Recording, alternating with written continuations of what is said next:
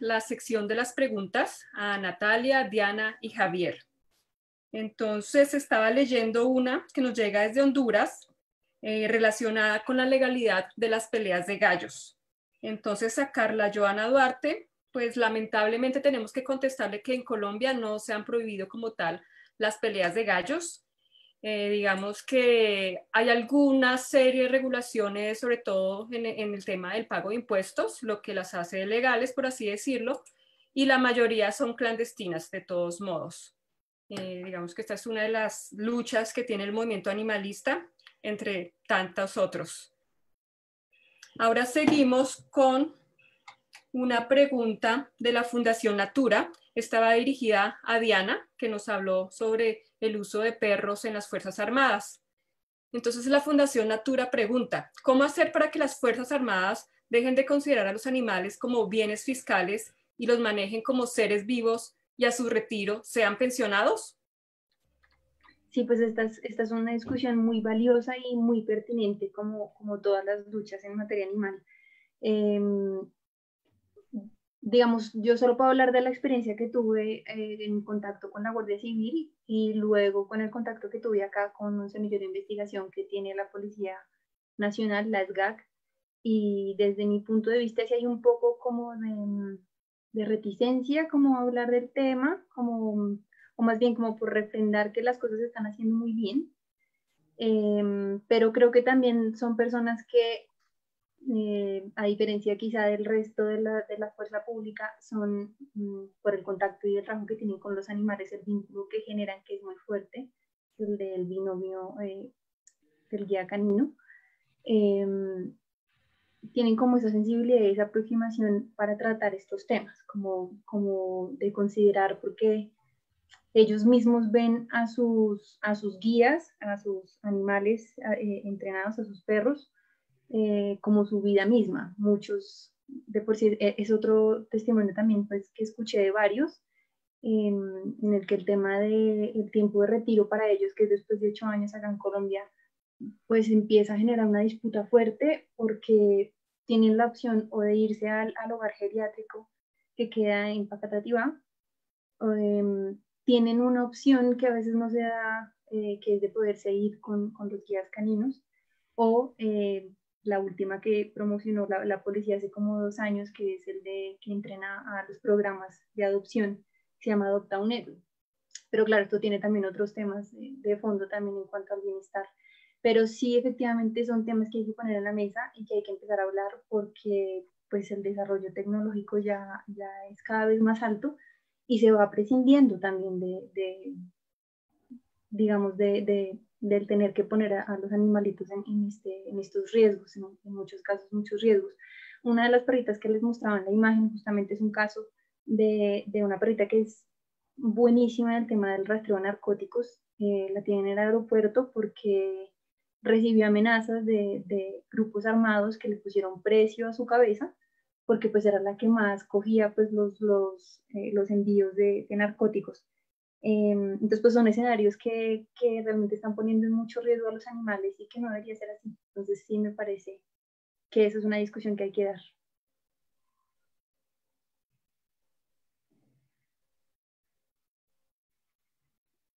Yani. Ya. Muchas gracias, Diana. Para como complementar esta pregunta y esta respuesta, pues Constanza Moreno pregunta algo similar y además pregunta, según lo expuesto, lo que prima es la conveniencia de las empresas o quienes usan este tipo de caninos versus el bienestar animal, los abusos al interior de estas empresas y formas de entrenamiento. ¿Y qué habría que hacer? Lo entiendo también como que habría que hacer pues para detener este tipo de usos. Sí, bueno, pues el tema es que por lo menos de la experiencia que tengo con la Policía Nacional, ellos ya hace muchísimos años pues tienen su propio criadero. Ellos no, tengo entendido, ya no compran como tal caninos y hubo una temporada como a partir de los 60 en que pues se importaban a los primeros animales que venían ya entrenados de Alemania, de Francia, pero pues ya de un tiempo para acá ellos mismos son los que pues manejan todo ese tema de cría y pues con la experiencia creo yo ha sido cada vez más compasiva. Igual entiendo la pregunta porque efectivamente, y es una pregunta también por hacer, es como seguramente no toda la camada, no todos salen con esas actitudes que ellos desean, como de una búsqueda súper activa, de responder al juego. Habrán perritos que son más tímidos, más miedosos y son los que se descartan. Entonces seguramente que sí, hay un vacío muy grande, también como por cuestionar, por ponerlos a hablar. Y pues sí, en enlace con la anterior pregunta, efectivamente, pues hay más pasos para andar. Efectivamente, en esto de los usos pues de los animales o estas habilidades naturales que tienen en su olfato y en fin, no es exclusiva de los perros. También ya se ha, digamos, usado otro tipo de animales para lo mismo, pero sí, la cuestión de fondo sigue siendo la misma. Vale, muchas gracias, Diana. Ahora tenemos una pregunta para Natalia. En cuanto al agroturismo, ¿esa norma técnica contempla o no que los lugares rurales a visitar tengan la certificación de las buenas prácticas ganaderas, la cual es emitida por parte del ICA? No, la norma técnica que les mostré es para guías de turismo, es la 011 y solamente es para recorridos en caballo y solo es para guías de turismo. Vale. Ahora, yo había leído, pues como se nos cortó la transmisión anterior, yo había leído una pregunta que también iba dirigida para ti y era cómo hacer esa diferencia entre el turismo compasivo y el turismo benéfico. Entonces, El turismo benévolo y el turismo compasivo. sí. Bueno, yo no hablé de turismo compasivo, pero respetuoso sí, el turismo responsable. Bueno, mira, básicamente con estos cambios de paradigmas, cuando estamos ampliando la mirada desde un lugar mucho más sistémico, de entender que todos estamos relacionados, que si queremos tener unos territorios sanos en toda la, digamos, la fuerza de la palabra, tenemos que mirar a esos otros animales, a nuestra otredad, y ahí aparecen entonces los animales no humanos.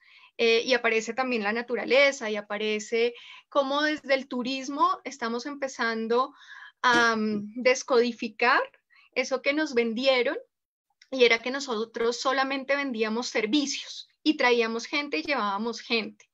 Creo que la visión del turismo se ha vuelto más humanitaria, más consciente, más sistémica. Y por eso entonces empezamos a hablar de turismo sostenible, luego sustentable, luego turismo responsable, turismo benévolo y bueno, ahora vamos en turismo regenerativo, ¿no? Vale. Muchas gracias, Natalia. Y Javier quiere hacer una pregunta a Diana.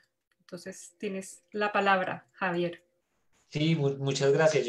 Realmente la pregunta es muy parecida, es para Natalia y para Diana. Muy interesantes las presentaciones que ustedes hicieron, incluso pues dan datos que yo no conocía. Entonces, eso me llamó la atención porque yo sí quería preguntarles, ya Natalia mencionaste que pues ha habido un acercamiento muy interesante con el Ministerio de Comercio, ¿no es cierto? También asumo que el Ministerio de Cultura de pronto tiene que ver algo ahí. Y hacia allá va mi pregunta hacia las dos, teniendo en cuenta las entidades, las instituciones. ¿Cuál ha sido, según ustedes, la disposición o la experiencia de acercarse a estas instituciones como la policía, el ejército, los ministerios, para abordar estos temas que ustedes nos compartieron aquí? Entonces estoy pensando en, bueno, pero esa es la pregunta, pero tal vez haciendo énfasis en dos diferencias sutiles que muchas veces uno como investigador va a conseguir datos y no es tan fácil conseguirlos. Entonces, ¿cuál ha sido la experiencia cuando están en Bogotá o a nivel central, si se quiere, y también en las mismas regiones o a nivel local? ¿Cómo han sentido ustedes esa disposición, la experiencia cómo ha sido? Y en términos de la información también, ¿cómo les ha ido?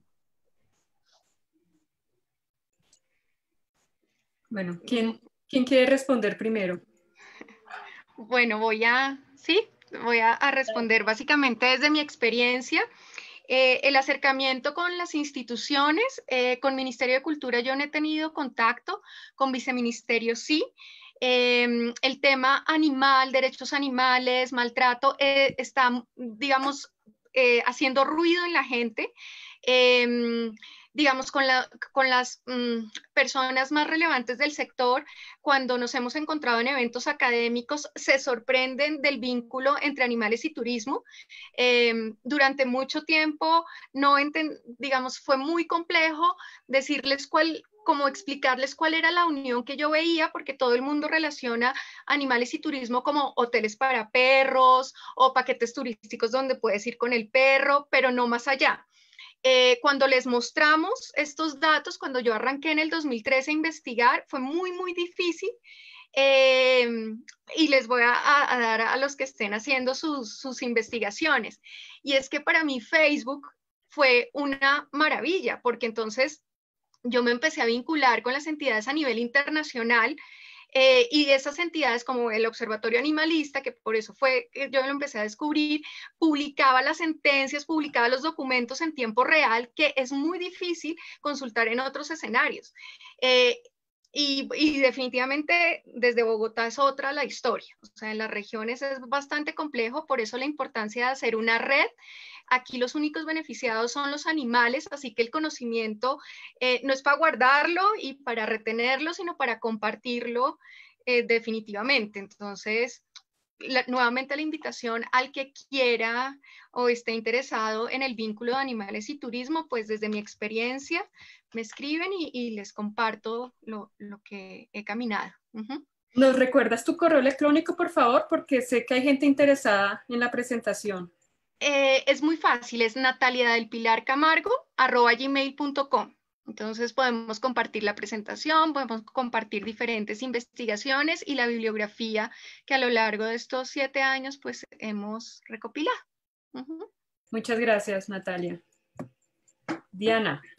Bueno, pues de mi experiencia retomando el tema, digamos que el primer choque con las fuerzas militares es, ¿y usted para qué quiere esa información? Como que no es tan fácil, ¿sabes? No es tan fácil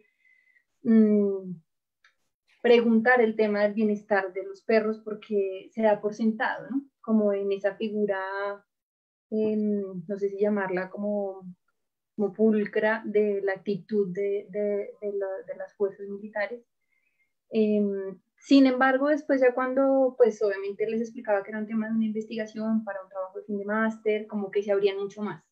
Y pues vuelvo y repito, los que están vinculados directamente en este trabajo y que son guías caninos, son personas súper abiertas y que pues tienen una sensibilidad muy, pues, muy grande, ¿no? Por los animales. Y que justamente son los que le ponen a uno esas cuestiones, como decirle, o sea, esto es muy bonito, pero el tema es que cuando llegue la edad de jubilación, pues yo no sé qué va a pasar con mi perro, porque si le hacen la reevaluación y consideran que todavía puede seguir prestando servicio, pero va cambiar de guía, o de pronto yo me tengo que retirar, pero el perro todavía le quedan 4 años de servicio, entonces pues no me lo puedo quedar, bueno, otros temas así como un poco más complicados.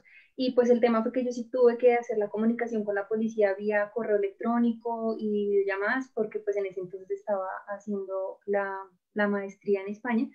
Fue un poco complicado el tema de que me compartieran archivos, porque pues no era como tal ir a consultar archivos, sino que me los pudieran enviar, entonces que me enviaran la guía, que yo la pudiera conocer. Fue todo un protocolo para poder tener sus documentos, porque pues eso no es como de tan fácil acceso. Gracias, Diana. Y ya para cerrar este bloque, este panel, tenemos una pregunta para Javier. Entonces, Javier, ¿cómo se explica que en un año tan complicado para Colombia, que es 1989, se aprobara una ley de protección animal? Pues precisamente está buenísima esa pregunta porque eso yo lo menciono también en otras partes, pero ahorita tuve que hacer el recorte. Y yo creo que entonces el año el 89 fue un año muy violento, tal vez para las personas que nos están viendo y son de otros países, no lo saben. Un año muy violento, con carrobombas, atentados, fue tenaz, fue muy duro. Yo tenía en ese momento 5 años, incluso al lado de mi casa pusieron una bomba, entonces lo recuerdo muy vivamente. Entonces, en el proyecto, cuando yo me fui a ver los archivos que tienen que ver con esta ley que se aprobó en el 89.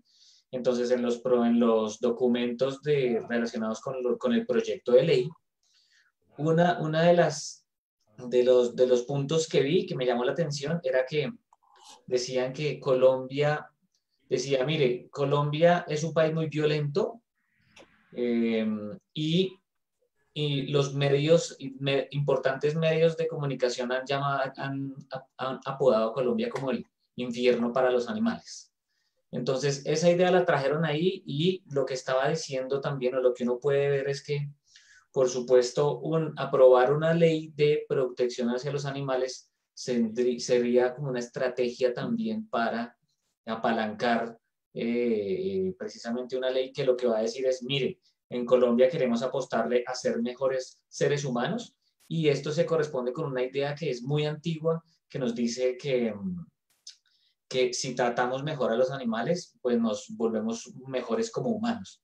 Entonces yo creo que esa puede ser una explicación para el por qué sale una ley de protección del animal en un momento de tanta violencia entre humanos. Yo creo que es estratégico y pues va en esa línea, ¿no?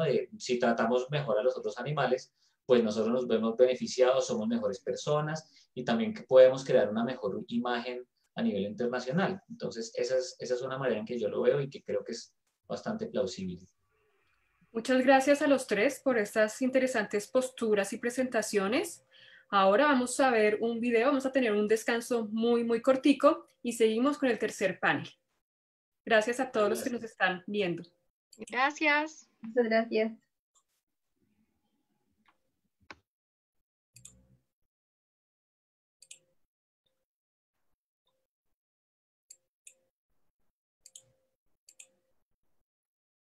Estoy deshecha, imagínese, mi sobrina, la bebé, anda con un vegetal. Pues con esos tipos que consumen todo tipo de hierba.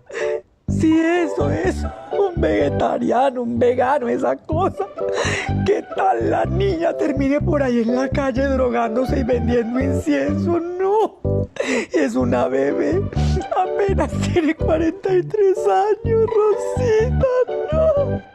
Señora, los veganos no viven de pasto ni tampoco son fanáticos. Los veganos son ciudadanos que han tomado la decisión de llevar un estilo de vida acorde con su convicción de que todos los seres sintientes merecen ser respetados. Un vegano se ha preguntado por la procedencia de los productos de consumo diario. Ha reflexionado acerca del sufrimiento y sacrificio de billones de animales que cada año son explotados en las industrias de producción de alimentos y en otras como la farmacéutica, cosmética, textil y del entretenimiento, y ha decidido hacer algo al respecto. ¡Ja! ¿En serio son tan juiciosos y tan estudiosos? Porque a mí me habían dicho que esos tipos andan en harapos consumiendo todo tipo de hierbas. Señora, es gente común y corriente. Bueno, hasta no ver, no creer, mi sobrina me invitó y voy a ir a vigilarla, porque yo no voy a permitir que la niña ande por ahí como una libertina con un vegetatista de estos que hasta peligroso debe ser. Los veganos son pacifistas que promueven una relación de igualdad y respeto hacia los demás animales. Por eso se alimentan de la inmensa variedad de comida que brinda el reino vegetal. Visten con ropa y zapatos hechos con fibras vegetales y sintéticas. No utilizan productos de aseo o cosméticos que hayan sido experimentados en animales. Nunca asisten a espectáculos o exhibiciones con animales no humanos y en general evitan patrocinar o participar en cualquier tipo de negocio que implique confinamiento, maltrato, esclavitud o sacrificio de animales. El veganismo es una opción de vida que por razones éticas pretende liberar de la explotación ejercida por los humanos a todo ser sintiente.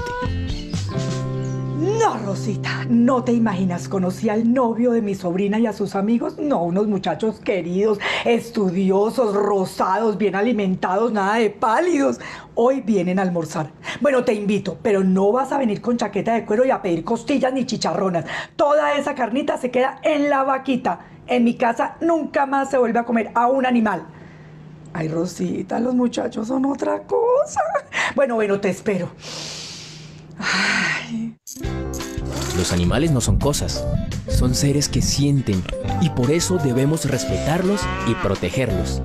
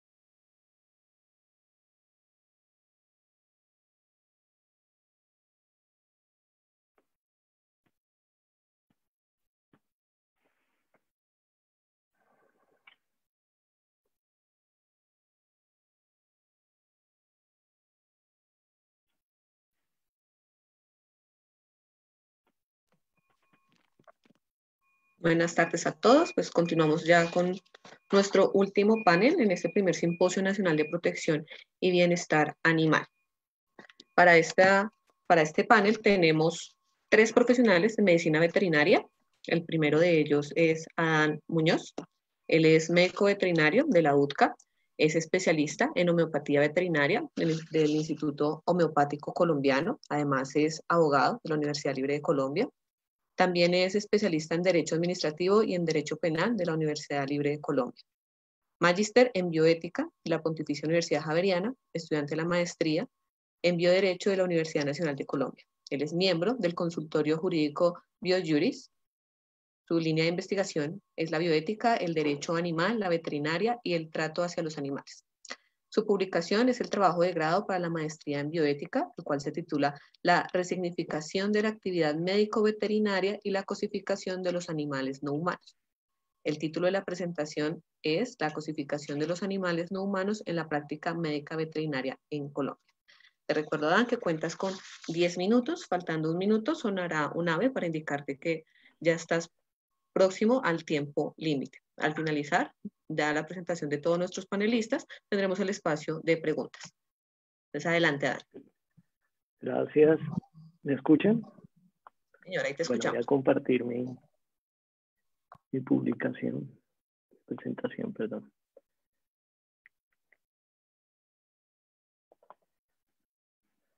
Bueno, el título de mi trabajo fue La cosificación de los animales no humanos por la institucionalidad médico-veterinaria en Colombia. Pues la pregunta que nos hicimos es si los médicos veterinarios y la institucionalidad médico-veterinaria cosificaba a sus pacientes, a los animales no humanos. Era muy importante responder esta pregunta porque la causa de la cosificación, o más bien el resultado de la cosificación, es el desprecio y la violencia directa de estos seres.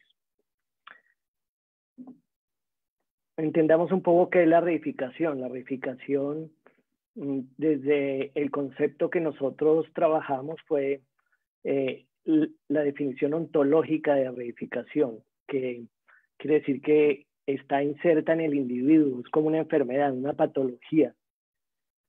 Existe una percepción que está desenfocada y que es inadecuada y que hace que nosotros veamos a las entidades que no tienen propiedad de cosa como cosas.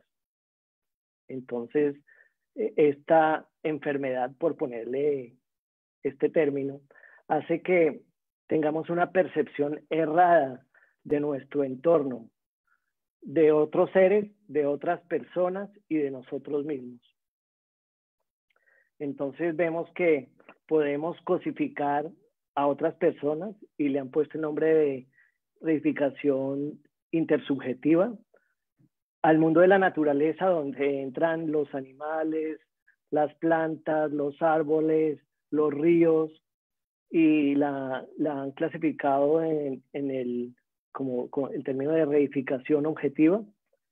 Y hay una reificación que es consigo mismo. Ya, digamos que las personas que se autorreifican se cosifican a sí mismas. Hay muchos ejemplos de estas cosificaciones, pero digamos que no tenemos el tiempo para ahondar en ellas. Todas estas dimensiones de la reificación se deben a un reconocimiento, a una pérdida de reconocimiento previo humano. ¿Qué quiere decir esto? Que la reificación se da cuando se pierde el lazo sensitivo que existe entre las personas, entre la persona y la naturaleza, y entre la persona consigo misma. Hay un lado y un punto sensitivo que hace que nos permita que realmente conozcamos a las personas. Por eso la reificación está ligada al reconocimiento. Cuando nosotros no reconocemos algo, cuando no podemos conocerlo de verdad, es porque no nos hemos implicado sensitivamente con el objeto a conocer. Hay causas que disparan, bueno, causas primarias de esta reificación. Yo tomo reificación y cosificación como sinónimos. Hay una pequeña diferencia, pero para esta charla es bueno que entendamos que reificación y cosificación son lo mismo. Entonces, hay una causa primaria de reificación que está ligada a las prácticas habituales y otra a las ideologías que son insertadas en nuestro ser. Entonces, las prácticas que se nos convierten en hábitos de nuestro comportamiento hacen que nosotros objetivicemos lo que no tiene cualidad de cosa, como los animales. También las ideologías políticas, económicas, sociales y de la educación hace que nosotros veamos en otros seres objetos de estudio o de conocimiento y los cosifiquemos. El mecanismo que sucede en nuestro interior es sistemático, es un procedimiento que se inserta en nuestra psique humana, un comportamiento que adquiere la perspectiva de un hábito, es un comportamiento que se inserta y cuando se inserta hace que nosotros perdamos el interés de las otras entidades humanas o no humanas y de todos los sucesos que suceden alrededor de nosotros. Esta transformación de los sujetos se vuelven, digamos, los que reifican en observadores pasivos, en observadores que no se implican emocionalmente con el mundo. Pero esto es muy sutil, o sea, esto no es tan, o sea, de pronto se escucha de una forma muy lejana, pero en nuestra vida cotidiana seguramente reificamos y cosificamos a los otros sujetos o a nosotros mismos con mucha facilidad. El resultado entonces de este mecanismo es que el entorno social, físico y nuestra propia vida interior se convierte en entidades cósicas.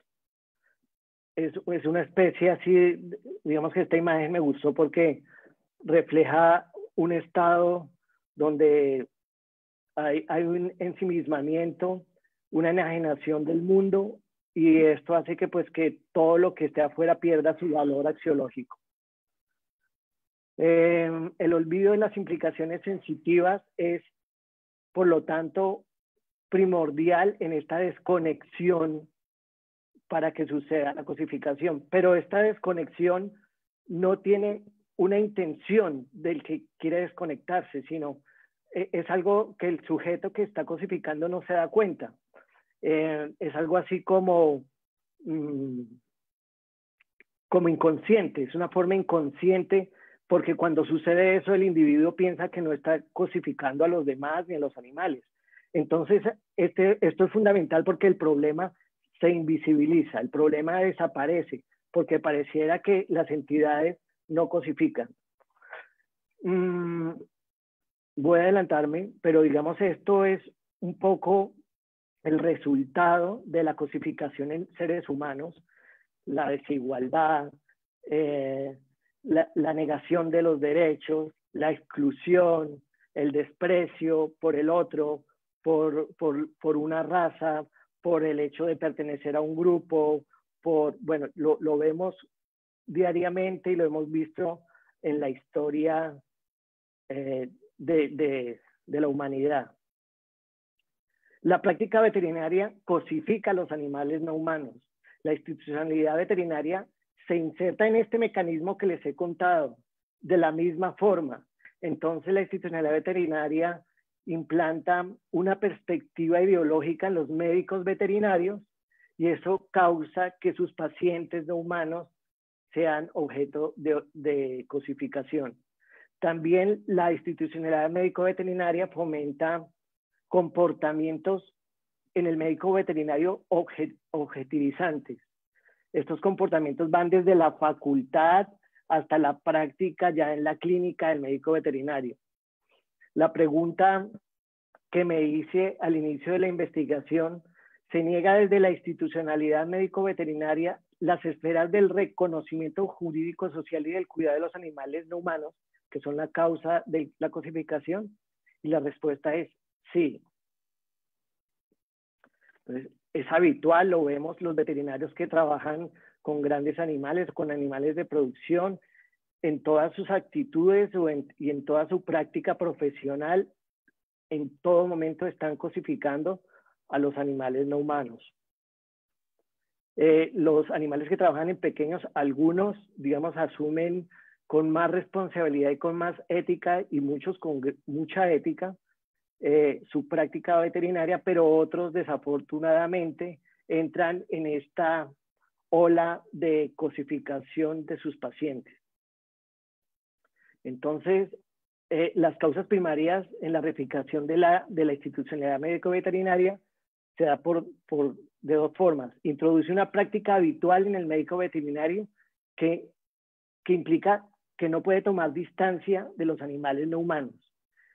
Y también pues desde la legislación, desde el Estado, desde los programas académicos se insertan ideas que permiten que se objetivicen estos seres.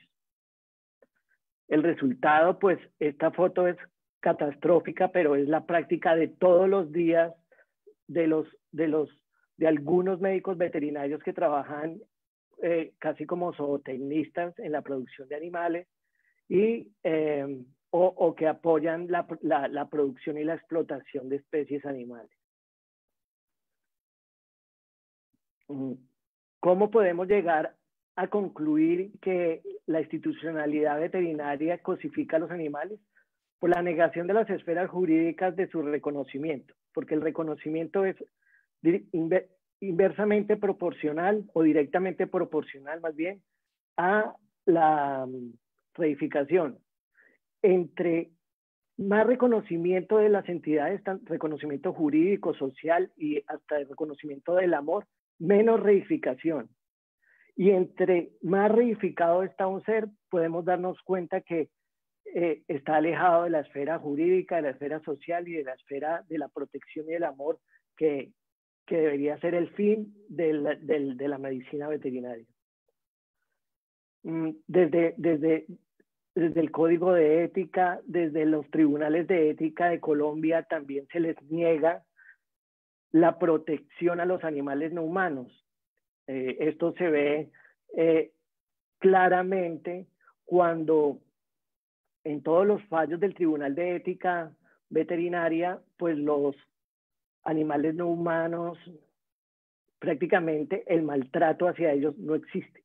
Existe los fallos relacionados a faltas de ética del médico veterinario con relación a otros médicos veterinarios, a su práctica profesional, pero está ligado a que falló con su cliente y el cliente tuvo pérdidas económicas en la producción del ganado, en la producción de leche, en la producción de pollos, en la producción de carne. Entonces, el Código de Ética Veterinario tiene un error fundamental, que es la unión histórica entre la zootecnia y la medicina veterinaria. Entonces, desde la epistemología, desde el objeto de conocimiento de la veterinaria y de la zootecnia, hay una bifurcación y un error enorme, porque mientras que la medicina veterinaria intenta, digamos que la razón de ser del médico veterinario debería ser la sanidad y el cuidado y la protección de los animales, por el otro lado la zootecnia, que la encargada de la producción en masa de carne y de subproductos animales, pues están unidos. Entonces hay dos perspectivas completamente diferentes y pues podemos vislumbrar claramente esto con este trabajo. Los actos de maltrato animal desde la práctica veterinaria son evidentes: hospitalizaciones inadecuadas prolongadas, eutanasias no motivadas, cautivario y hacinamiento de pacientes no humanos, enfermedades causadas por médicos veterinarios, cirugías innecesarias, producciones de animales a nivel industrial y la violencia directa que algunos veterinarios incurren con los pacientes, ya sea experimentando con ellos en cirugía, practicando eutanasias sin ningún sentido, o los veterinarios que practican en las faenas taurinas. Cuando la clínica también se ve como un negocio, esto es una fuente muy grande de maltrato animal. ¿Cuál es la cura a esta enfermedad, a esta patología de la cosificación? Es atribuir reconocimiento de los animales no humanos, una reconstrucción de una plataforma jurídica donde se reconozcan a los animales como individuos, atribuir responsabilidad médica veterinaria desde los derechos de los animales, desde el derecho administrativo, penal y disciplinario, una reconstrucción de una plataforma social para fortalecer los espacios donde habitan los animales y donde hacen comunión los médicos veterinarios y sus pacientes, y la reconstrucción de un código de ética veterinaria que sobre todo esté separado y alejado del de la zootecnia. Hay que reconstruir una plataforma también que reconozca a un veterinario amoroso, cuidador y garante de los derechos de los animales. Gracias. Listo. Muchas gracias, Adán. Pues aquí, como dato exclusivo, Adán nos acompaña desde Montevideo. Muchas gracias, Adán, por tu presentación. Ahora continuamos con nuestra segunda ponente. Ella es Marianely Cajiado. ¿Qué tal, Marianely? ¿Cómo te encuentras hoy?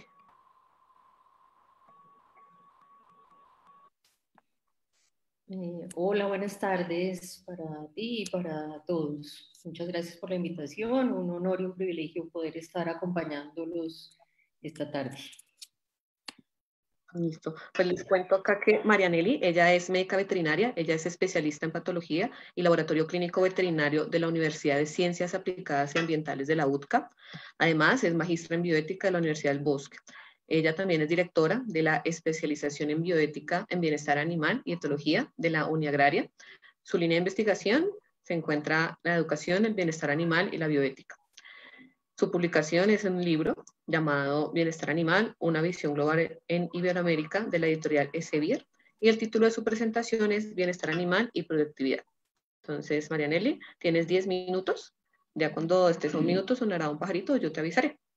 Ahí, bienvenida y continúa. Bien.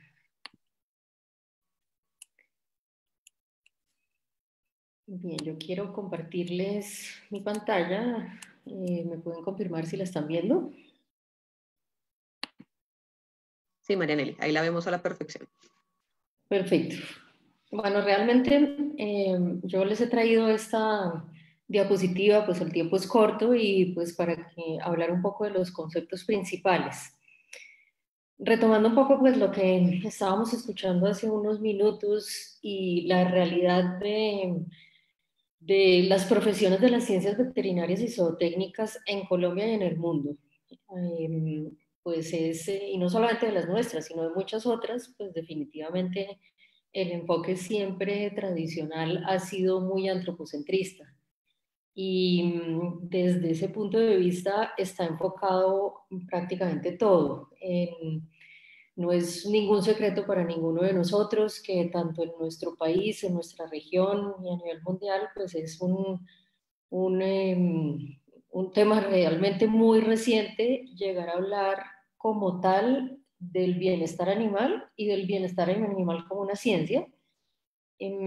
Además de que se acepte pensar en el bienestar animal dentro del gremio como tal.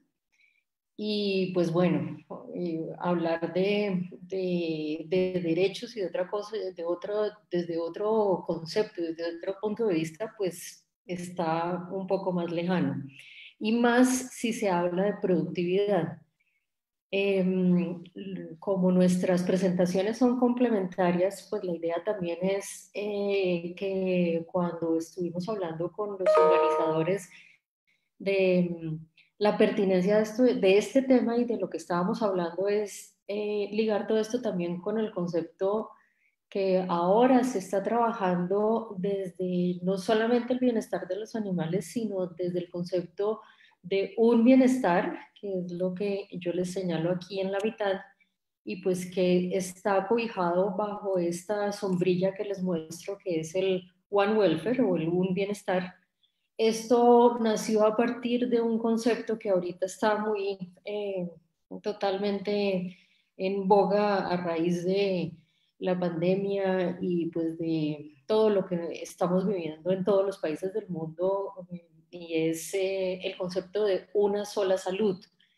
Es una unión entre el vínculo humano-animal-ambiente, que es una realidad y pues que complementa lo que inició como una salud hacia el tema de que no puede haber una salud pensando solamente en los humanos, que no puede haber, o en animales humanos, no puede haber una sola salud pensando solamente en animales no humanos y pues definitivamente en el ambiente, y que eso debería proyectarse hacia el bienestar de todos. Ese es el concepto, un bienestar, y en ese sentido se está trabajando.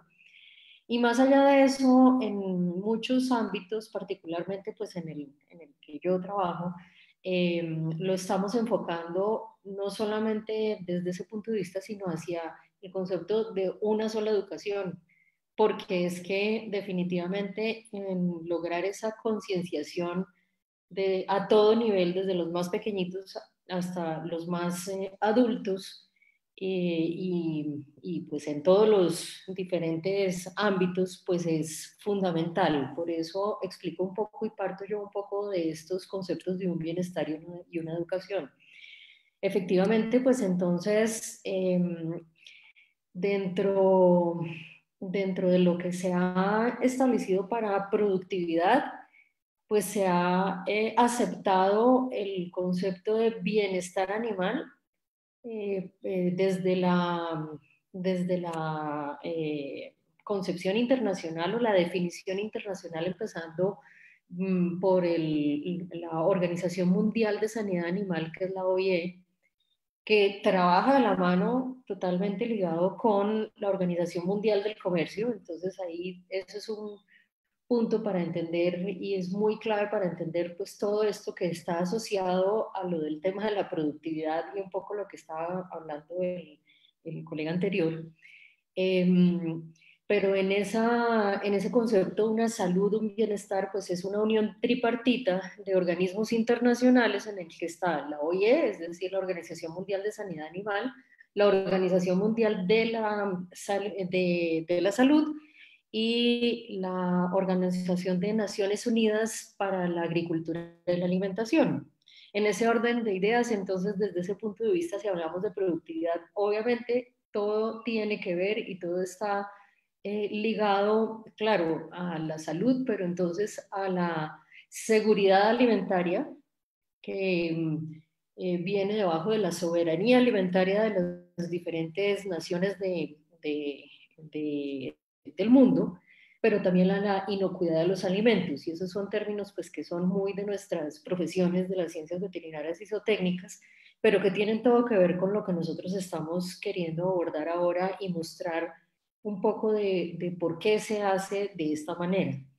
Desde ese punto de vista, pues es que hay algo que se ha trabajado a nivel internacional y pues obviamente también dentro de la publicación que nosotros hablábamos hace un rato, que es esta que les muestro en este momento, y es ver que en nuestra región, me refiero a América Latina, se han llevado a cabo varias reuniones pues internacionales de alto nivel en donde se definió desde principios de este siglo que el bienestar animal tenía que ser una prioridad, pero entendido precisamente como una ciencia en donde se estudia el equilibrio entre lo físico y lo mental de un individuo para que se adapte a su medio ambiente, y en ese sentido el medio ambiente puede ser, de ese animal puede ser un sistema de producción.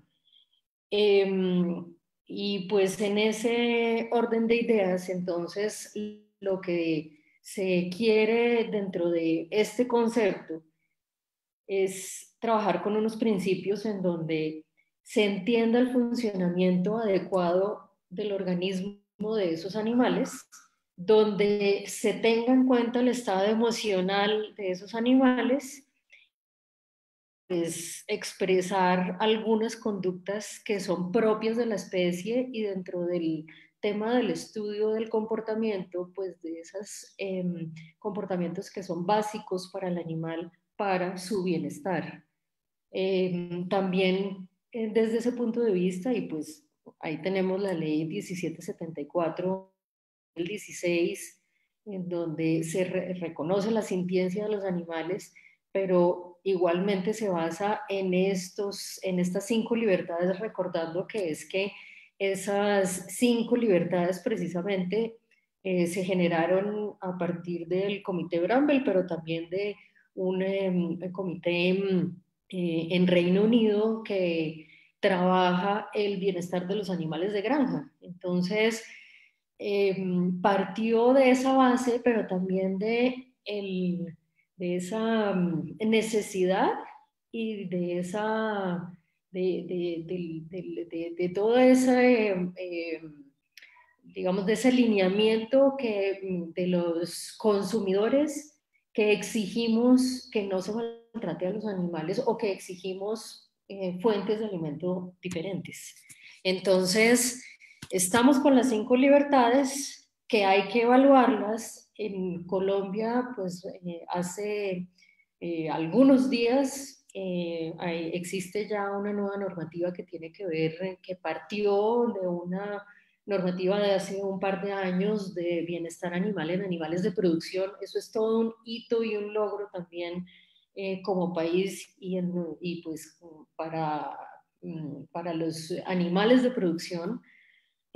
Participaron los productores que eso es bueno tenerlo en cuenta, pues que tienen la conciencia de que es importante el bienestar. Y pues más allá de eso, siguiendo esta línea que si ven mi cursor estoy señalándoles, entonces se ha proyectado con los 5 dominios que se conocen hasta ahora, desde 2015-16 para acá, con otro investigador muy importante que es David Mellor, junto con sus colaboradores, en donde han planteado, pues bueno, esas bases de esos componentes físicos a partir de la nutrición, ambiente, salud y comportamiento, y el componente mental para tener en cuenta sus estados mentales de los animales. Y esto es aplicado a absolutamente todos los animales y obviamente a los animales de producción. Desde ese punto de vista, entonces, es conocer, es muy importante conocer el comportamiento de los animales, todas sus bases, desde la parte médica y de salud fisiológicas y neurológicas, y por lo tanto, entonces, proporcionarles ese estado de bienestar a partir de entonces de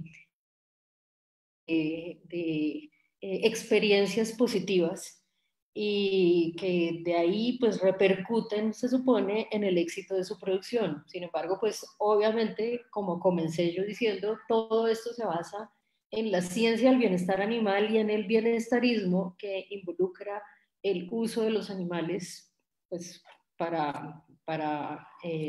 por parte de los humanos. Igualmente, pues es que tiene que haber unos criterios de investigación y pues se ha continuado investigando mucho en temas de sintiencia, en temas de productividad para incluir el bienestar, pero también otras alternativas a la producción y a los productos de origen animal. Y en eso pues obviamente tenemos que tener esta última parte en cuenta. Y pues dentro de todo eso es llegar nuevamente a que eso tiene que mirarse dentro de ese enfoque global de un bienestar yendo pues a que haya realmente un equilibrio entre ese vínculo humano-animal-ambiente y pues que la investigación fundamentada pues nos dé las bases para que ojalá algún día podamos tener entonces cambios de vida que señalo yo acá, que guiados hacia los objetivos de desarrollo sostenible, pues nos permitan ser pues esa sustentabilidad y pues tener otras opciones. Lo que ya me están haciendo caritas, ya pasaron los 10 minutos, pues he tratado de hacer pues lo más conciso posible el mensaje y pues con un saludo especial del programa de Bienestar Animal y Etología de Uniagraria. Gracias. Muchas gracias, Marianely, por tu presentación. Ahora pues continuamos ya con nuestro último panelista para terminar la tarde. Tenemos a Julio César Aguirre. Él es médico veterinario de la Universidad CES, especialista en alta gerencia de la Universidad de Medellín, magíster en Ciencias Forenses y Criminalística del Tecnológico de Antioquia. Además, es decano de la Facultad de Medicina Veterinaria de la Uni Remington. Su línea de investigación está en las ciencias forenses y el derecho animal. Su publicación es un artículo en coautoría, el cual se titula La medicina veterinaria forense, su función en la política criminal colombiana en materialización de la Ley 1774 de 2016. El título de su presentación es La medicina veterinaria forense y su función en la política criminal del Estado colombiano. Bienvenido, Julio, y la palabra es tuya, tienes 10 minutos. Muy bien, muchísimas gracias, Sandra. Espero me puedan escuchar y ver ahí. Muchísimas gracias por la invitación. Pues para nosotros es un placer poder informar acerca de esta investigación que realizamos en concurso pues con nuestros compañeros de Cúcuta, a quien mando un fuerte abrazo, Angelique y Carlos. Y bueno, no es más que mencionarles la importancia de la estructuración de una propuesta normativa como la Ley 1774 del 2016, que si bien es un hito en términos de protección animal, divide la historia jurídica de Colombia en dos grandes momentos. En el momento en que el maltrato animal era considerado como una vulneración al bienestar, digamos que colectivo y particular de los animales, y ahora el maltrato animal considerado como un tipo penal que requiere todo un acervo probatorio diferente y aumentado a lo que tradicionalmente estábamos acostumbrados a tratar. Como bien lo mencionaba mi antecesora, la doctora Marianely, las libertades, digamos, las 5 libertades que tradicionalmente se esbozan en cualquier comunicación o diálogo en bienestar animal, pues han tenido que ser complementarias de acuerdo a tantísimos avances que hemos tenido, sobre todo en materia de vínculo humano-animal. Esas interacciones humano-animal caen, digamos que precisamente en este tipo de adelantos normativos como la Ley 1774, en concurso con otras formas violentas que hemos tradicionalmente visto en Colombia. La violencia entendida como una sola o el concepto de one violence se une también a la estructuración que debemos hacer de la interpretación de bienestar animal, sobre todo porque la violencia hacia los animales claramente no crece en el vacío. Hemos visto durante tanto tiempo que el maltrato animal, tiene en sus causas o sus orígenes algunas otras formas violentas. Y bien, el maltratador de animales puede compartir algunos rasgos de trastornos antisociales de la personalidad que pueden llevarlo a cometer otros actos violentos contra personas. ¿Por qué mencionamos esto? Porque al no crecer en el vacío y al tener un arraigo teórico en otras formas violentas, pues la política criminal del Estado, que es aquella que se preocupa por los crímenes de mayor relevancia que pueden impactar contra el patrimonio, la vida de las personas, pues debe involucrar también el maltrato animal, no solamente como aquellas sanciones sociales que estábamos acostumbrados a tratar, sino además como una forma de reivindicar esa dignidad humana, que es en últimas aquello que busca fortalecer esta norma de maltrato animal en Colombia, reivindicar la dignidad humana hacia el trato ecocéntrico y no hacia el trato antropocéntrico. Cuando vemos el maltrato animal como un delito que es precursor de otras formas violentas en la sociedad, estamos entendiendo que debería incluirse en esta aceptación de políticas públicas y digamos que políticas criminales y políticas públicas del Estado colombiano para prevenir otras formas de delito.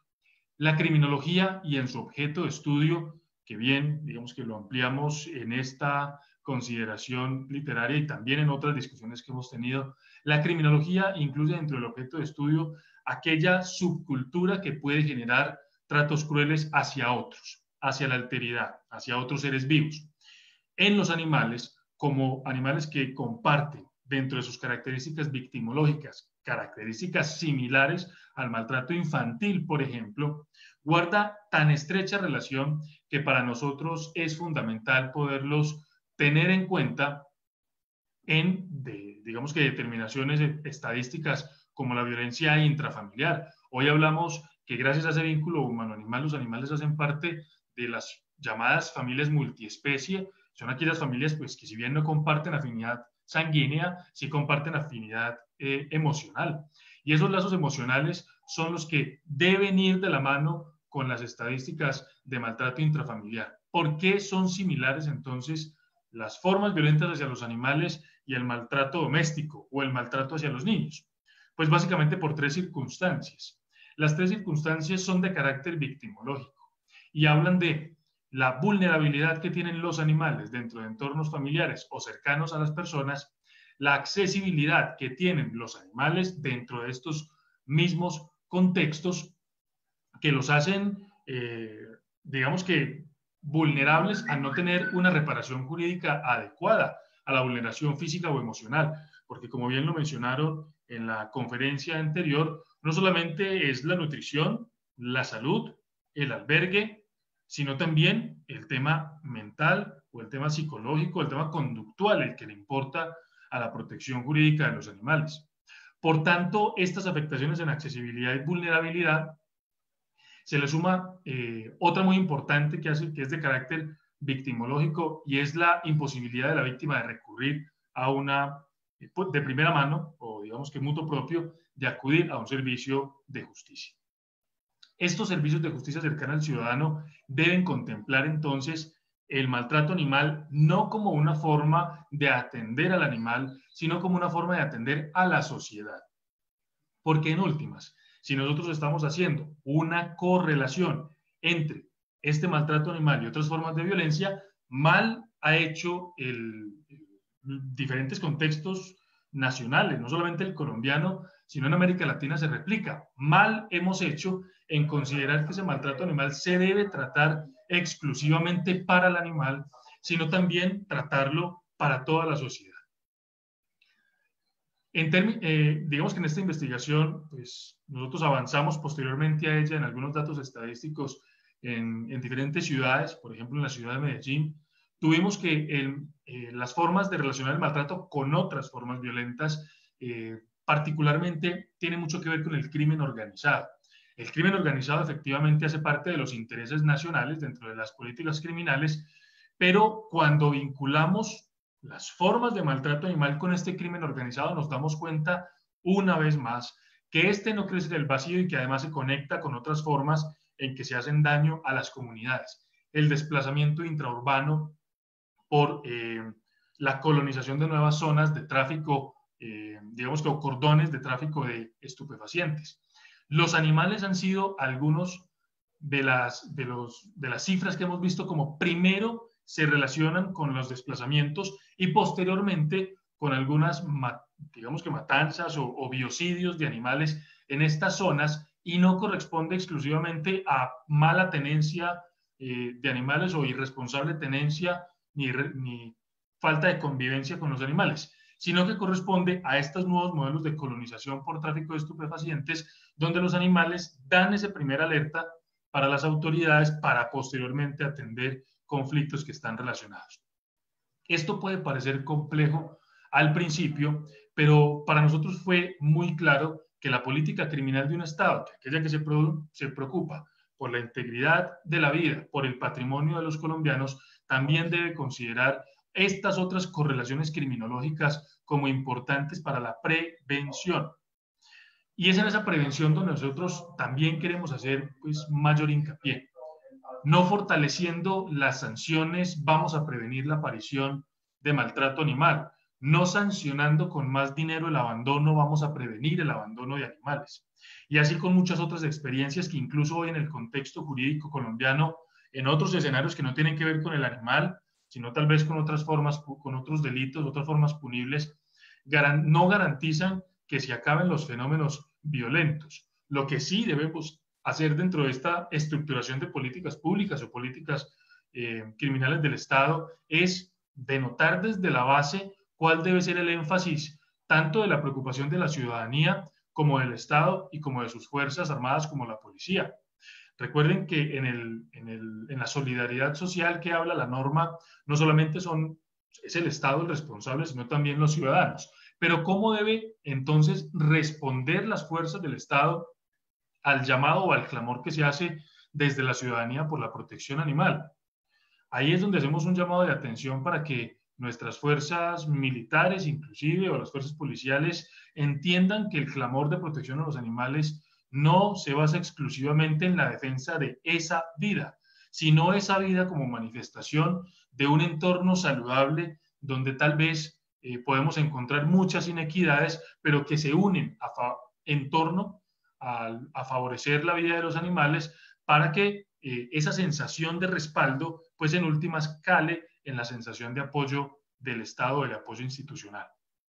Cuando el Estado o el apoyo institucional no llega de manera adecuada o no tiene en cuenta a estas, digamos que esta forma de recuperar también la institucionalidad a favor de la vida de los animales, es que se empiezan a formar los paraestados o los estados al margen del Estado, y es donde algunos grupos poblacionales se toman por cuenta propia la reparación de algunas dolencias locales y el Estado ya después no tiene cabida. Entonces, una vez más, garantizar que la protección de la vida de los animales no se hace solamente por ellos, sino por todo el Estado y por todos sus habitantes, y que además son políticas transversales que procuran la protección de la vida. A todos ustedes, muchísimas gracias por la atención. Esta era parte del ánimo de esta investigación para que diéramos a entender que la política criminal es una política que protege la vida y que la protección a los animales aboga precisamente por ello. Muchas gracias. Muchas gracias, Julio. Ahí apenas 10 minutos con unos segunditos extra. Julio nos acompaña desde Medellín. Muchas gracias por tu presentación. Como tal, este panel, viendo los comentarios en chat, ha movido bastante el debate. Entonces vamos a abrir ya el espacio de preguntas. Comenzamos con Adán. Entonces, Adán, te pregunta el público: ¿un modelo académico y curricular universitario que eduque en la compasión, la empatía y la protección animal podría cambiar esta dinámica de profesionales que cosifican a los animales en sus prácticas, por ejemplo, en el ámbito de la producción pecuaria?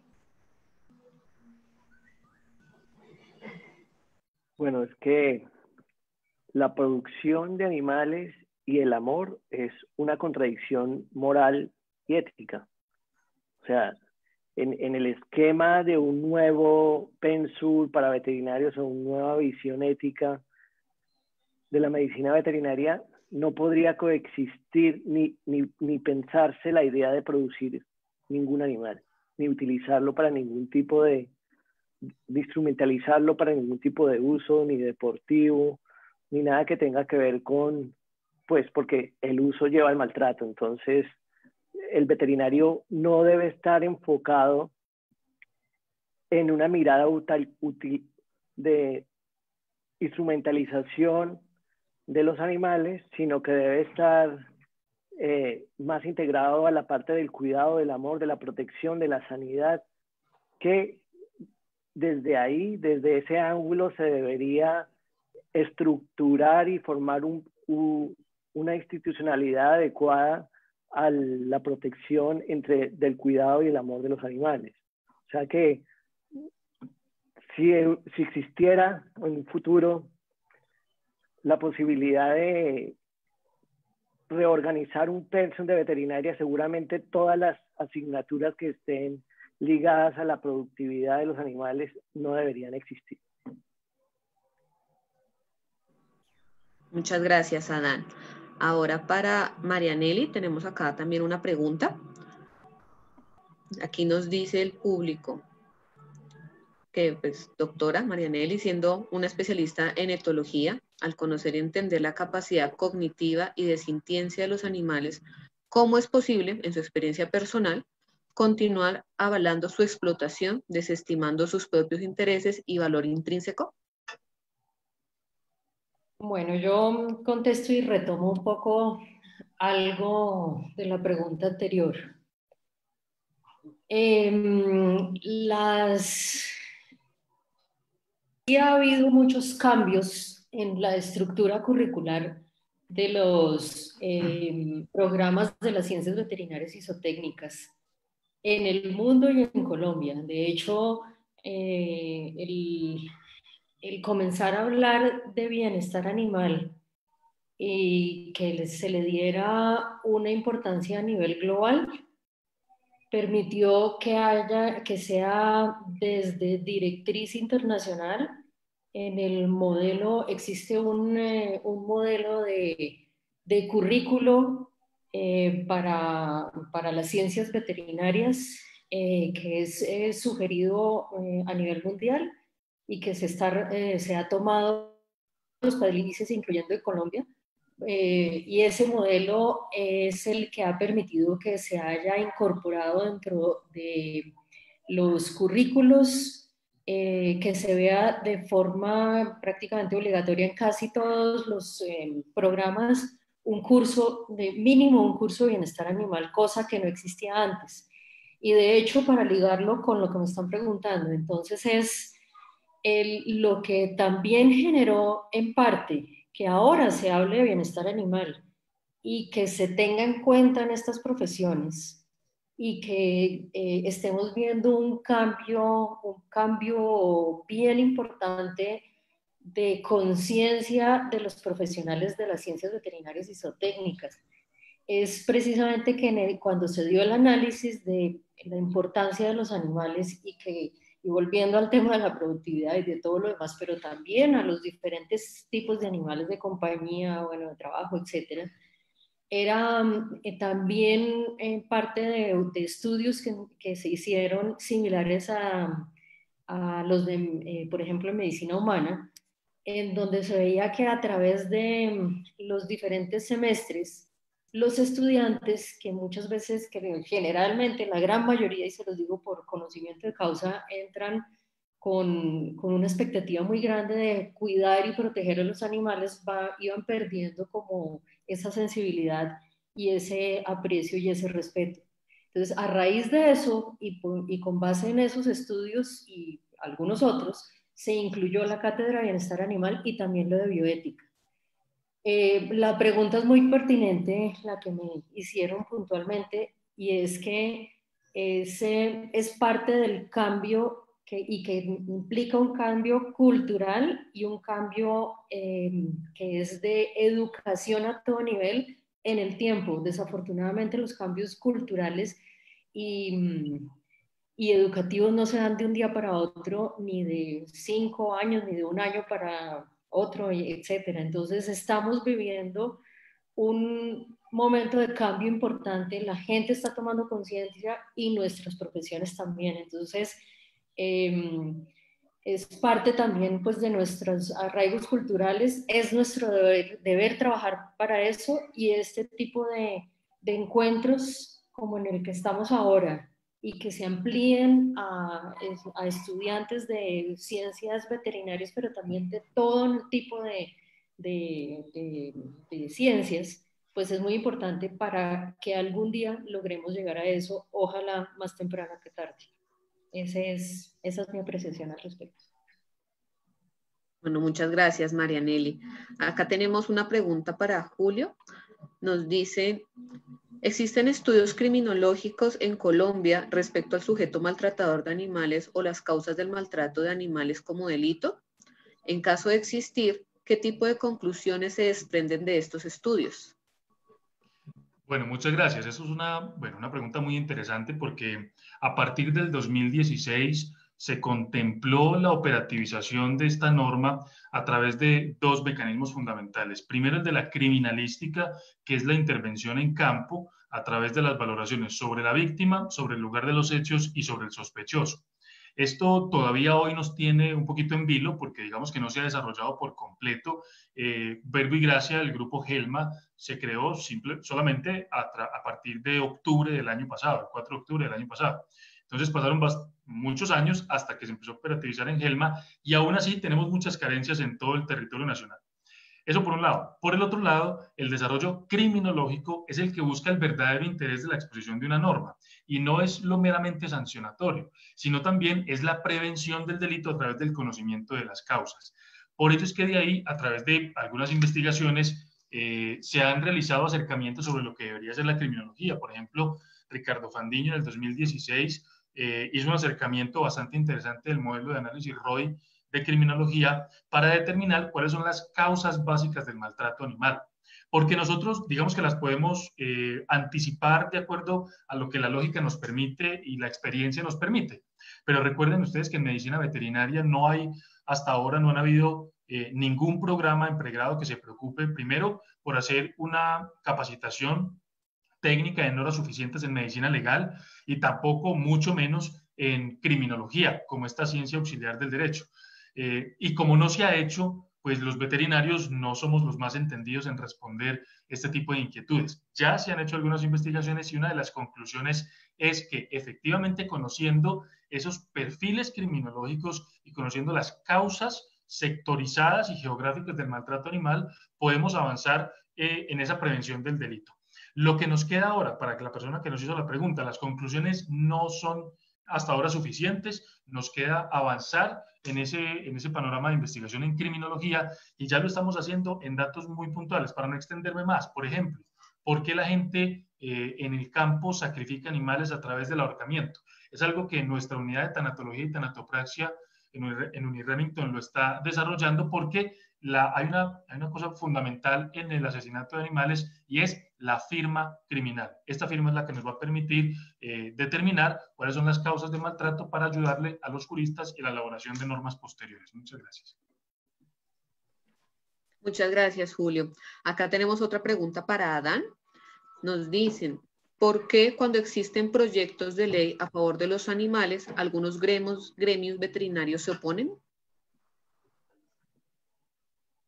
Algunos gremios, bueno, la verdad no sabría con exactitud responder a esa pregunta porque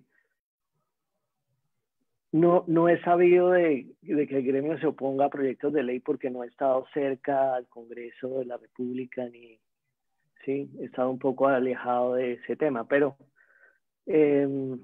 lo que sí es claro es que a nivel histórico en Colombia, el consumo de carne se incentivó con, digamos, la producción animal y esto, en Colombia no se comía carne hace 120 años.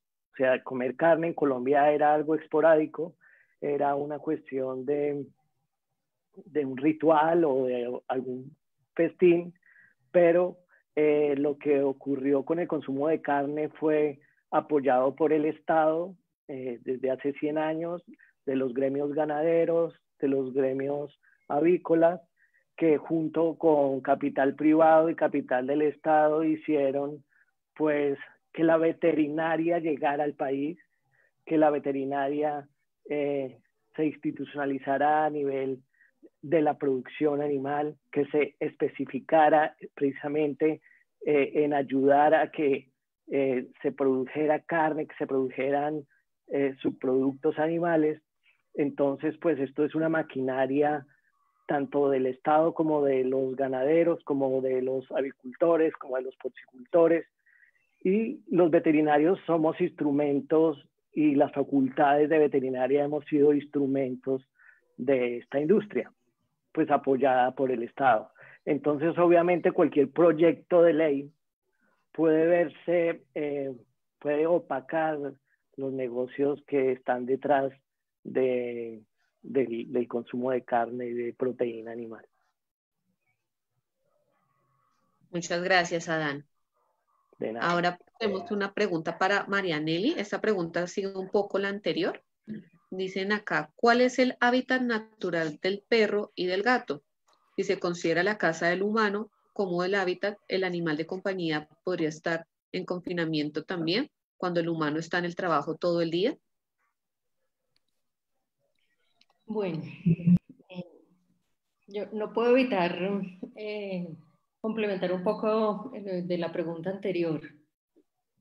Hay que tener en cuenta que hay varias normativas que en este momento ya se tienen en Colombia, comenzando por la de bienestar animal en animales de producción, que ya tiene un par de años de vigencia, en donde se creó el Comité Nacional de Bienestar Animal, pero adicionalmente se ha trabajado esa normativa que les digo y la que salió hace unos días, por la cual se adoptó el Manual de Condiciones de Bienestar Animal propias de cada una de las especies de producción en el sector agropecuario, para las especies équidas, porcinas, ovinas y caprinas, y se sigue trabajando en otras y han trabajado los gremios. Entonces, sí hay participación de los gremios. Ha trabajado el Ministerio de Agricultura y Desarrollo Rural, el Instituto Colombiano Agropecuario, la academia y definitivamente las asociaciones. Participó la Asociación Colombiana de Médicos Veterinarios y Zootecnistas, ACOVES, participó la Asociación de Médicos Veterinarios de Colombia, AMEVEC, ANSO también, que es de la de los zootecnistas, y pues en general lo ha sido. Con respecto a la pregunta actual sobre el hábitat de los animales, pues es que definitivamente una de las recomendaciones que uno hace cuando alguien, una familia o alguien llega con el interés de tener un animal de compañía, lo primero y pues como una responsabilidad propia es preguntarle, hacerle miles de preguntas y cuál es el tiempo que tiene realmente para dedicarle a ese individuo, pues a ese nuevo miembro de la familia, si tiene las condiciones para tenerlo y demás, porque eso es parte del bienestar y eso es parte pues de la responsabilidad que tenemos con esos animales.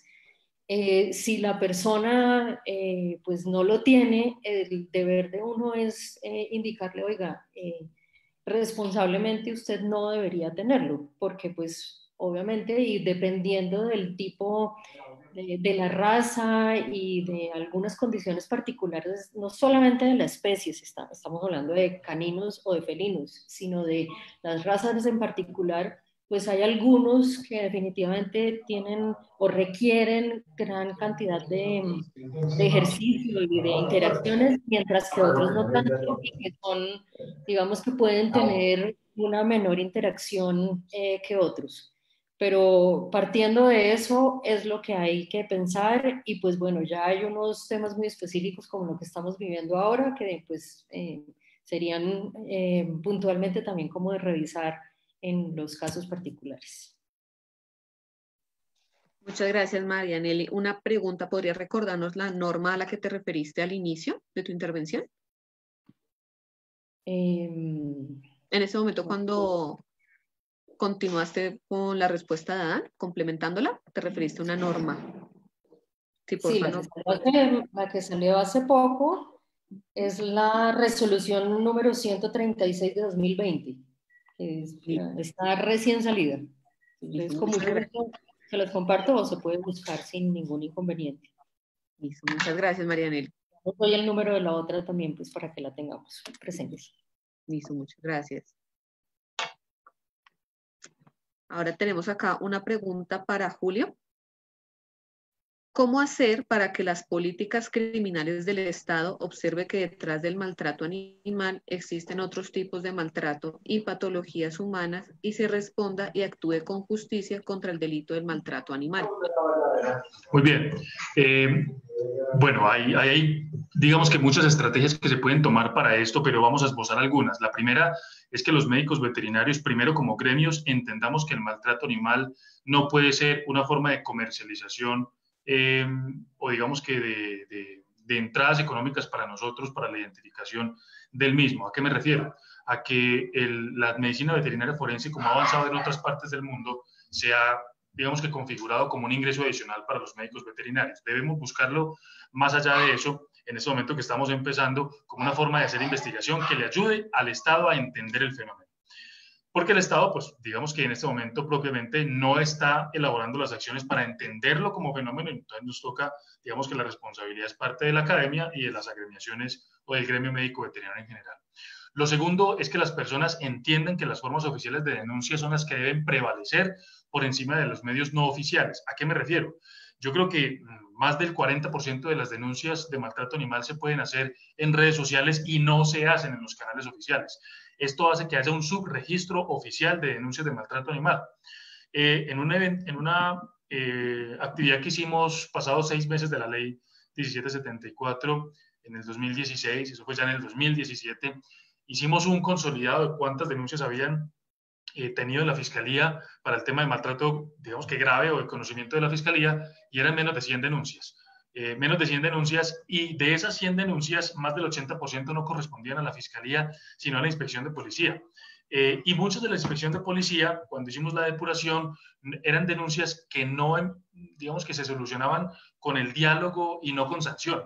Entonces, ¿a qué vamos con esto? A que la ciudadanía entienda que hay que denunciar a través de medios oficiales, pero que también debemos capacitarnos y entender qué es maltrato animal para no caer en los términos románticos que cualquier vocalización de un animal debería ser sancionada por una autoridad, sino que más bien debería ser corregida con la ayuda de la ciudadanía y de los médicos veterinarios. Esa es el segundo panorama. Y el tercer panorama es que a través de los comités nacionales de bienestar animal, pues también se tenga en cuenta que los animales deben ser considerados desde su característica victimológica. Y entender a los animales desde su característica victimológica les atribuye características muy propias de ellos en su rol de interacción con el ser humano, que le permitiría al mismo ser humano entenderlos dentro de las dinámicas actuales, algunas de uso y otras, digamos que de goce de compañía, como suelen ser los perros y los gatos. Entonces, las herramientas son múltiples, pero parte también de la academia, del gremio, de la ciudadanía y del Estado por entender estos fenómenos de manera global. Listo, muchas gracias, Julio. Aquí tenemos una pregunta que no fue dirigida como tal a uno de ustedes, entonces pues comenzaría proponiéndole a Marianelli que responda, ya si a Dani y Julio no quieren complementar sería perfecto. Entonces, la pregunta dice así: ¿cómo explicar la reciente resolución 136 de 2020, justamente la que nos acabas de hablar, Marianelli, Manual de Condiciones de Bienestar Animal para el Sector Productivo, donde se habla en términos de calidad de producto y sigue permitiendo prácticas dolorosas, rutinarias e incorrectas, como la castración en lechones sin anestesia dentro de los primeros 7 días de nacido, o el descole, despunte de colmillos, corte de picos en aves, etcétera, sin atender los problemas de bienestar de fondo?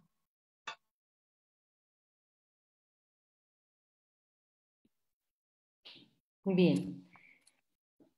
Aquí yo quiero que ustedes entiendan que hay varias cosas. Nosotros estamos ante una realidad en donde la explicaba muy bien el doctor Adán hace un rato, entonces pues toda esa tradición pues que no solamente ha sido pues aquí en Colombia, sino pues que generalmente en el mundo occidental, desde el punto de vista cultural, amparado bajo el concepto de la seguridad alimentaria y con todo lo que implica el tema pues desde la seguridad alimentaria de la inclusión de proteína de origen animal en la dieta de los pueblos, etcétera, etcétera. Bueno, partiendo de esa base que no voy a profundizar, que no da el tiempo para ponernos a poder hablar un poco más sobre el tema, y si está hoy o no estoy de acuerdo o lo que sea. Entonces el tema es que tanto Colombia como perteneciente a la Organización Mundial de Sanidad Animal y a toda la estructura que de allí se deriva, pues entonces tiene que seguir unos lineamientos que están dados con base precisamente en parámetros de bienestar animal y de bienestar animal en producción, y que tienen que ver, que cuando les hice la presentación yo les señalé muy rápidamente, porque porque igual el tiempo no nos da, pero les señalaba lo de la Organización Mundial del Comercio. Entonces, aquí efectivamente, como lo decía el doctor Adán, hay muchísimos intereses, claro que sí, pero también están señalados dentro de todos los temas de seguridad alimentaria, inocuidad, etc. Cuando se revisaron estos temas, se partió de la base, no, pues lo ideal sería que fueran los más altos estándares de bienestar. Sin embargo, nosotros estamos en un país y en unas condiciones en donde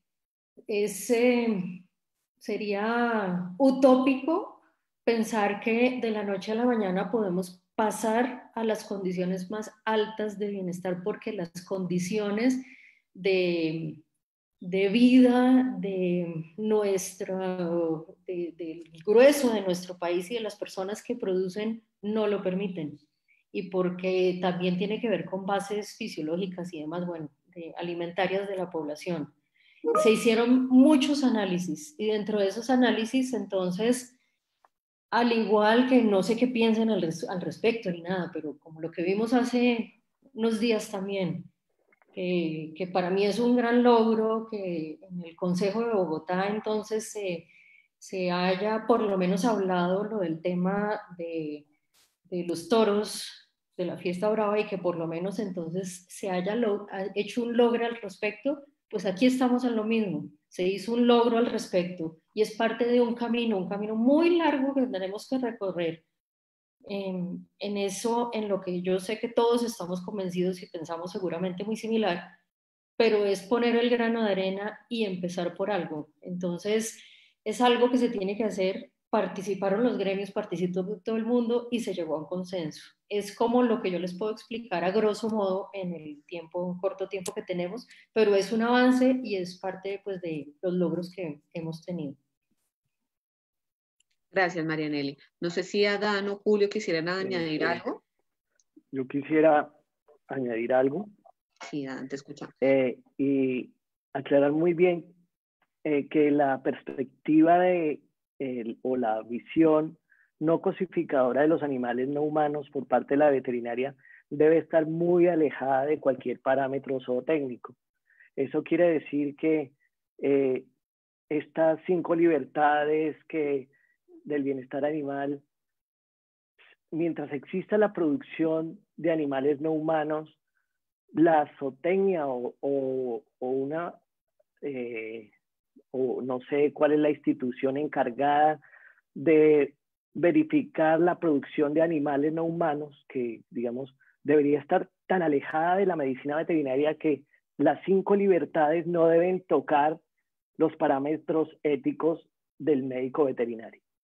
El médico veterinario debe estar ajeno a las 5 libertades, porque si el médico veterinario aceptara las condiciones de las 5 libertades, acepta en el fondo que los animales no humanos pueden ser utilizados y pueden ser usados y pueden ser maltratados y pueden ser asesinados para el consumo humano.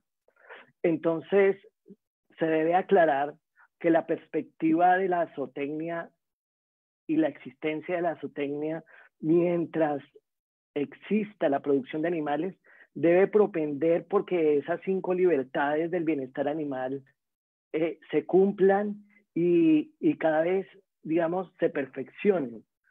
Pero eso es una cuestión muy diferente a lo que yo he planteado con relación a la ética de la medicina veterinaria, que debe propender no por el bienestar animal, sino por la protección de la dignidad de los animales. Eso es. Muchas gracias, Adán. Muy valioso tu comentario. Julio, ¿te gustaría añadir algo?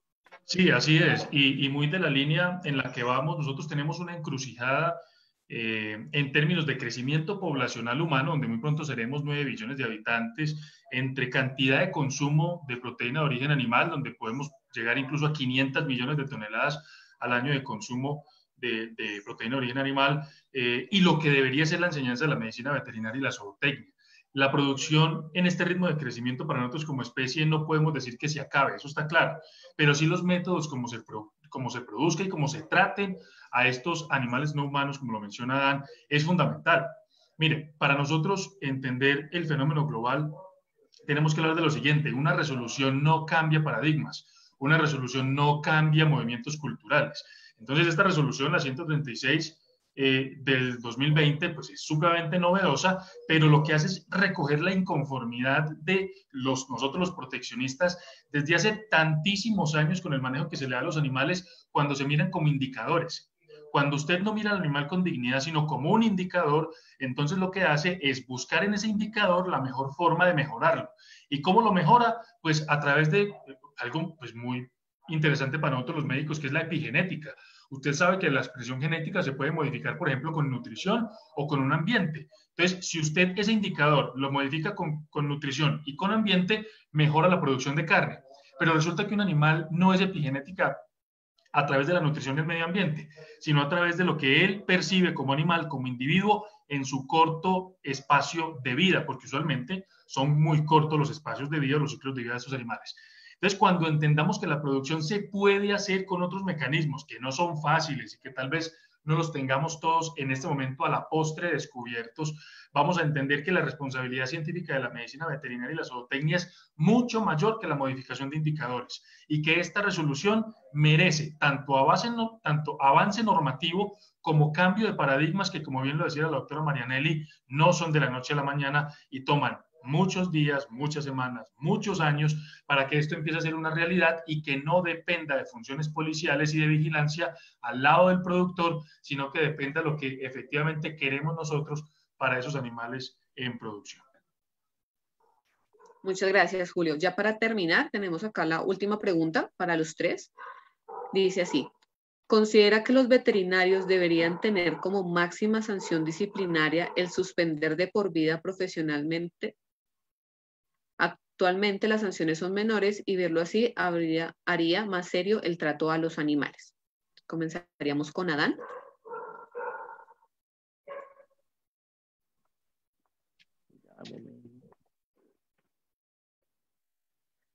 Bueno, esta pregunta puede estar llena de muchas respuestas, pero yo creería que la responsabilidad médica veterinaria debe equipararse a la responsabilidad médica humana. No debe haber ninguna diferencia.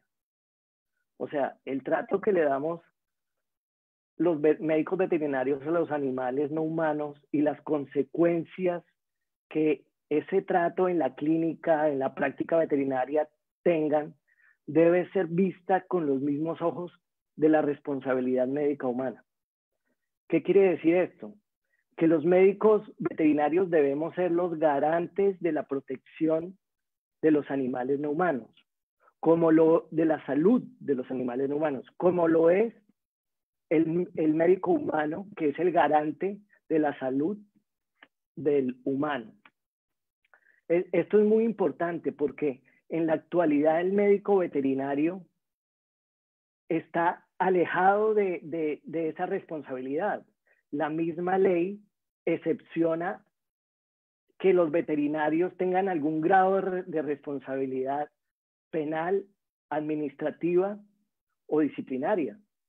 Entonces, una sanción ejemplarizante debe estar en la misma línea que las sanciones que se realizan a nivel médico humano. ¿Qué quiere decir esto? A nivel penal, restricción de la libertad, ¿sí? Que exista la posibilidad de que un médico animal se sancione a nivel penal por infringir la ley de maltrato animal. En este momento, los médicos veterinarios están exonerados de esa responsabilidad. Entonces, deberíamos ir más allá. O sea, no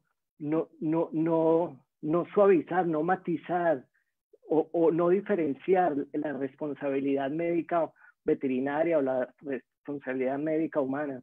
Hay que mirarlas, creo que con el mismo tamiz. No debe haber diferencia. Y frente a quitarle a un colega su tarjeta profesional porque incurrió en actos de maltrato animal, pues me parece lo más lógico y lo más sensato después de actos que en la práctica veterinaria los mismos colegas realizan. O sea, yo en mi investigación pude corroborar que hay colegas que experimentan con los animales que dejan abandonados en las veterinarias, experimentan haciendo cirugías a corazón abierto, de abdominales, torácicas. Yo creo que eso se debería castigar y sancionar penalmente. Y deberían, digamos, no debería haber diferencia. Yo creo que esa es la visión que se debe tener a nivel legislativo y sancionatorio. Sí, esa es mi opinión. Muchas gracias, Adán. Marianelli. Bueno, lo primero es que, bueno, existe un Tribunal Nacional de Ética de Medicina Veterinaria, Zootecnia y Zootecnia. Dentro de esto, pues bueno, que es bajo la Ley 576 de 2000, pues eso se ha venido revisando y pues tendría que tenerse en cuenta entonces, bueno, tendría que hacerse un estudio y tendría que tenerse en cuenta además, dado el contexto de la pregunta, pues es que el debido proceso y revisar pues qué tipo de acción es la que se está denunciando, etcétera. Y ya que hablo de la palabra denuncia, pues el doctor Adán hace una denuncia grave y lo que los colegas que trabajan como magistrados en el TRINADEP, en el Tribunal Nacional de Ética, siempre nos mencionan, y en CONVESCOL, que es el Consejo Profesional, pues es que lo más importante es la denuncia, porque es que si uno sabe y que existen esos casos, conoce qué ha sucedido, pues es que, doctor y todos, los invito a que denunciemos, porque cuando eso no se sabe, no queda impune, y pues de pronto también el doctor Julio nos lo estaba comentando, pues es parte de no solamente el sistema, de cómo funciona el sistema judicial en Colombia, sino en el mundo entero. Para que haya sanciones, pues tienen que haber denuncias más allá de lo que de pronto nosotros hablemos y sepamos que existe. Entonces, comenzando por digamos, por lo que ya tenemos y por lo que existe dentro del Tribunal Nacional de Ética, por los procesos que se llevan, no se puede hacer absolutamente nada si no denunciamos. Entonces, lo primero sería que trabajemos con lo que existe. Y pues entonces también, más allá de eso, si caben reformas y pues otras sanciones ejemplarizantes y demás que tengan que ver con esto que nosotros estamos hablando, pues claro que sí. Muchas gracias, Marianela. Y por último tenemos a Julio. Bueno, yo agradezco mucho a la persona que hizo esta pregunta porque digamos que la hemos estudiado a conciencia. Saben ustedes pues que una de mis funciones es hacer investigaciones por casos de responsabilidad médica, maltrato animal y crueldad, y en ello hemos sacado mucha información para poder tener una respuesta acertada a este interrogante que es de interés colectivo, incluso en toda la región. Miren, una norma que tenga 20 años y que no se haya actualizado en la nueva o en la forma como actualmente vemos a los animales, incluso como miembros de familia multiespecie, da cuenta que esta norma 576 del 2000, esta ley, pues se ha quedado atrás del desarrollo moral y social que hemos tenido con los animales, por un lado. Por otro lado, las faltas gravísimas para las profesiones que tienen matrícula profesional o tarjeta profesional son las que requieren a ver, algún antecedente. Las profesiones que tienen matrícula profesional son aquellas que pueden ser de alto peligro social, ¿cierto? Por ejemplo, las medicinas, los abogados, en fin. ¿Para qué entonces es la matrícula profesional? Para que en casos de falta gravísima usted la pueda suspender temporalmente o la pueda suspender definitivamente. En eso difiere un poquito, y con el debido respeto al doctor Adán, difiere un poquito, y es que la norma que vigila a los médicos veterinarios no debe ser igual a la norma de los médicos humanos. ¿Y por qué no debe ser igual? Porque los médicos veterinarios no solamente protegen la vida de los animales, sino la vida del planeta. Y la vida del planeta requiere una rigurosidad mucho mayor que proteger la vida humana. Y espero que no se ofendan algunos con ello, pero lo que quiero decir es que proteger la vida humana y la de los animales está muy bien, pero si no tenemos en cuenta que más allá de ello está la trazabilidad de la vida como la conocemos en general, pues no estamos haciendo mucho. Entonces, no solamente es una buena idea, sino que es necesario aumentar el tema de las sanciones para los casos gravísimos que atenten contra la vida de los animales. Y también una aclaración para el doctor Adán, y es que a los médicos veterinarios también nos asisten las sanciones penales por maltrato animal. Nosotros no estamos eximidos. Si bien las prácticas profesionales pueden no estar dentro de esta detalle de la ley 1774, las acciones como individuo sí, y usted puede también actuar tanto de manera culposa como de manera dolosa contra la vida de los animales. Entonces, un llamado para este tribunal, para el Trinadep y para el Consejo Profesional, es que se examine con detalle, a la luz de los nuevos desarrollos científicos, morales y sociales, esta ley 576 del 2000, para que se dignifique la labor del veterinario, se actualice la labor del médico veterinario, por ejemplo, en temas de los auxiliares en veterinaria, que si bien en el 2000 no estaba muy desarrollado, ahora sí, y ellos también tienen otras formas en que se deben actualizar sus obligaciones normativas, y que esté a la par con lo que el mundo hoy necesita. Y lo que necesita es una dignificación del trato de los animales y también una protección al planeta. Bueno, muchas gracias a Dana, a Marianelli, a Julio. Ya con esto damos cierre como tal a este primer día del Simposio Nacional de Protección Animal. Les recuerdo, pues en este día hablamos de muchísimos temas, entre ellos del lugar que han tenido los animales en el derecho colombiano. Además, exploramos cómo se podría mejorar el bienestar de los animales en las prácticas militares y en el turismo. Y para cerrar el día, desde la mirada de 3 profesionales en veterinaria, examinamos el rol de los animales en esta profesión y cómo la labor veterinaria ha aportado a la política criminal en Colombia. Mañana los esperamos para la presentación de 2 libros que abordan los derechos de los animales y la justicia con los animales. Además, tendremos una gran diversidad de ponencias en donde hablaremos sobre los animales desde diferentes enfoques, como lo son el trabajo social, el antiespecismo, la ley 1774, la ciudadanía, la socioecología y la violencia. En nombre del Observatorio Animalista, les agradecemos a todos por su participación y nos vemos mañana por la página de Facebook del Observatorio a partir de las 2 de la tarde.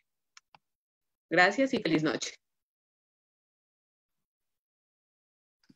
Feliz noche, gracias, hasta luego.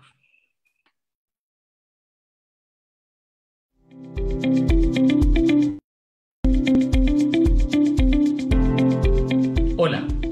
Hola. Hola. Hola. Desde el Instituto de Bioética de la Universidad Javeriana, Animal Defenders International y la firma de Derecho Animal Abogato Jurídico, queremos que nos acompañes la próxima semana en el Simposio Nacional de Protección Animal. Investigadores de varias partes del país presentarán, desde diferentes perspectivas académicas, reflexiones para pensar la protección animal. Es un espacio pensado para conectar academia y ciudadanía. Conéctate el 25, 26 y 27 de junio de 2020. Acompáñanos y participa. En este evento que transmitiremos por la página de Facebook del Observatorio Animalista. Los esperamos. Los esperamos. Los esperamos. Los esperamos.